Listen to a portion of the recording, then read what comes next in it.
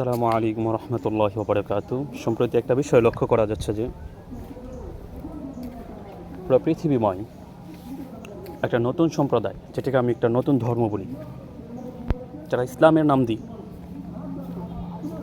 ইসলামকে বিকৃত করছে, সহি হাদিসের লেভেল লাগিয়ে শত শত হাদিসকে তারা অস্বীকার করছে।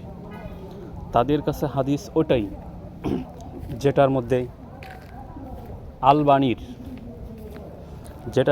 আলবানির কথা রয়েছে, যে আলবানি যেটা বলেছে যে হ্যাঁ এটা সহি, তাহলে এটা সহি। যেটা আলবানি অস্বীকার করেছে সেটা কোনো হাদিসই না।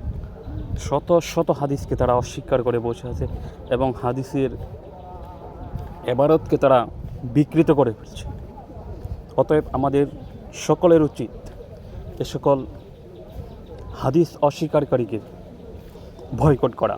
এখনই আমাদের সময়, এবং সঠিক দিনটাকে আমাদের সবার কাছে পৌঁছে দেওয়ার চেষ্টা করতে হবে।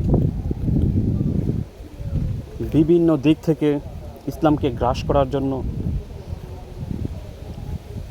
বিভিন্ন মহল পায়তারা করে চলছে।